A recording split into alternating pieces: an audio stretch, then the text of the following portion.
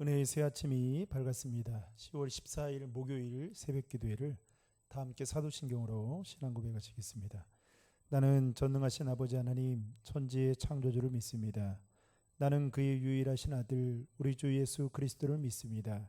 그는 성령으로 잉태되어 동정녀 마리아에게서 나시고 본디오 빌라도에게 고난을 받아 십자가에 못 박혀 죽으시고 장사된 지 사흘 만에 죽은 자 가운데에서 다시 살아나셨으며 하늘에 오르시어 전능하신 아버지 하나님 우편에 앉아 계시다가 거기로부터 살아있는 자와 죽은 자를 심판하러 오십니다.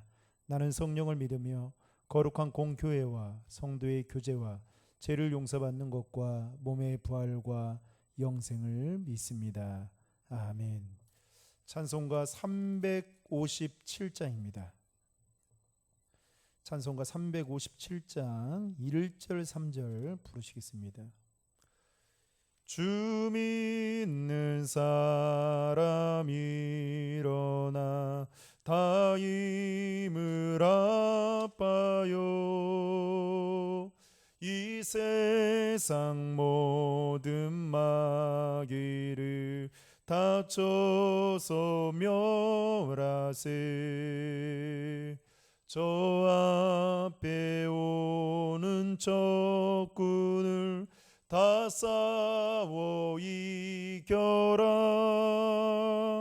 주 예수 믿는 힘으로 온 세상 이기네.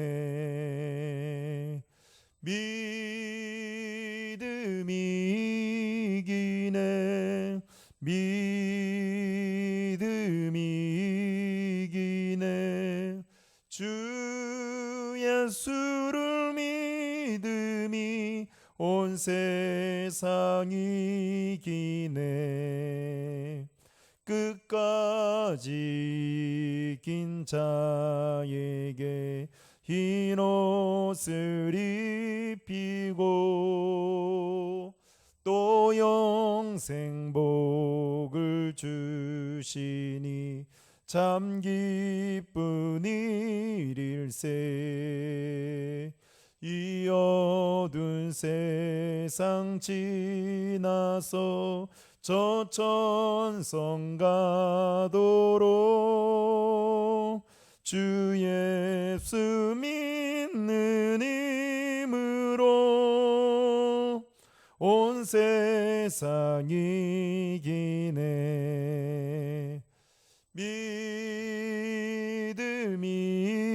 이기네. 믿음이 이기네. 주 예수를 믿음이 온 세상 이기네.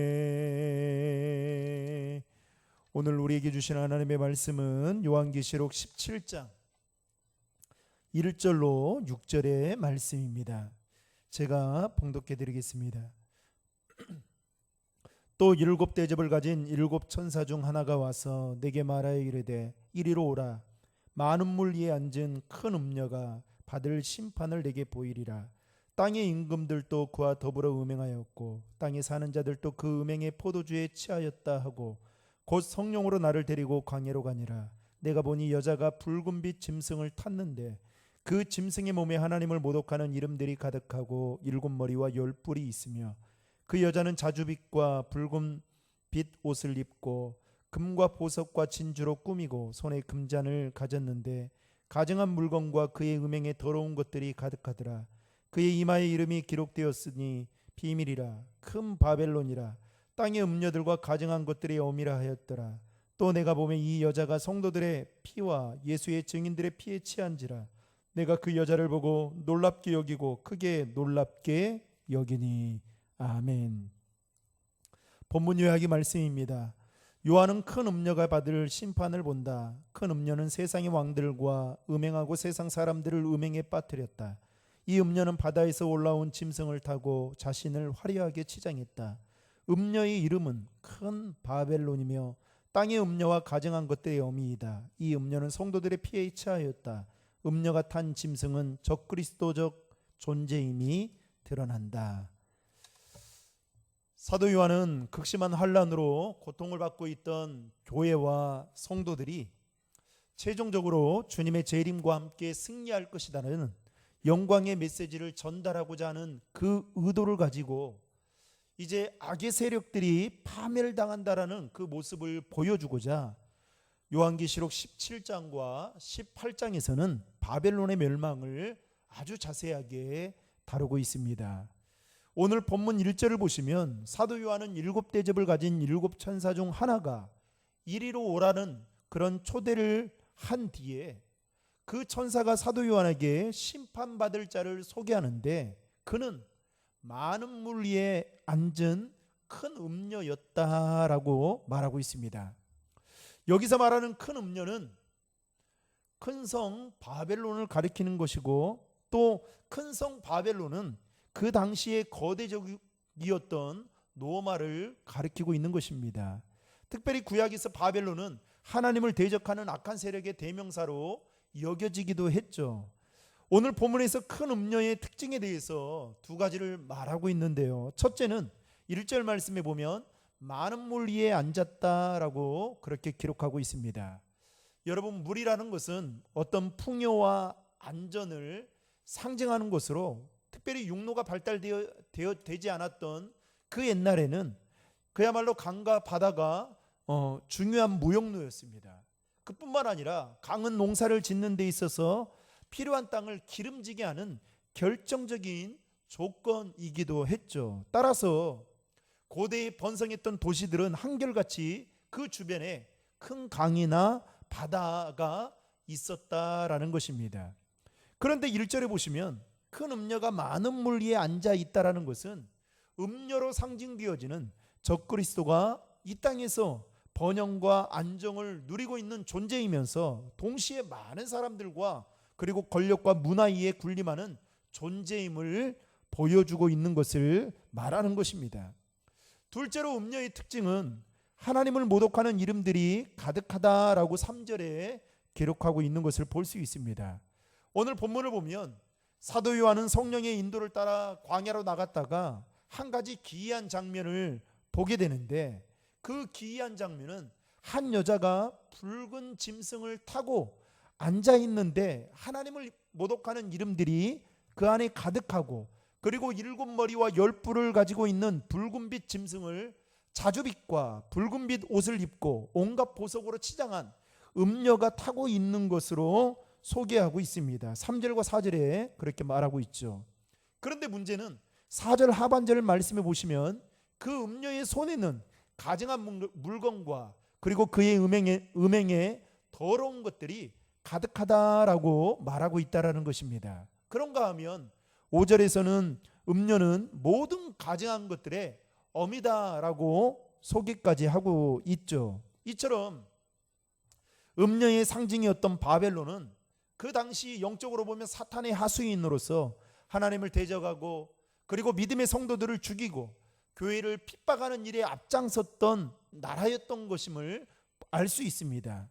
이것이야말로 음녀인 바벨론이 하나님의 심판을 마땅히 받아야만 했던 가장 큰 이유였던 것이죠. 사랑하는 성도 여러분, 사탄의 하수인인 적그리스도는 오늘도 성도들을 유혹하고 그리고 핍박하며 교회와 성도들을 무너뜨리려고 여러분 호시탐탐 노리고 있다는 사실을 기억하시길 바랍니다. 실제로 당시 로마 황제는 피가 그리울 때마다 기독교인 사냥에 나섰고 그리고 로마 제국의 시민들은 성도들이 십자가와 투기장에서 흘리는 그 피를 보면서 매우 즐거워하고 또 즐기며 살았다라는 것입니다. 어쨌든 이 적그리스도는 아주 교활하고 지능적인 수법으로 믿는 성도들을 공격하고 핍박하는 것처럼 앞으로 이러한 일들은 그 당시에만 있었던 것이 아니라 우리가 살아가고 있는 이 시대에도 계속해서 있을 뿐만 아니라 그 정도가 더 심해지게 될 것이다라는 것을 말씀하고 있는 것입니다. 사랑하는 성도 여러분, 사탄의 공격에 우리가 견뎌낼 수 있는 힘은 오직 하나님께만 있습니다. 그렇기 때문에 우리는 온전히 하나님만을 바라봐야 한다라는 사실을 기억하시고 오늘도 그 믿음을 가지고 주님만 바라보며 살아가는 저와 여러분 될 수 있기를 주님의 이름으로 축원합니다. 기도하시겠습니다.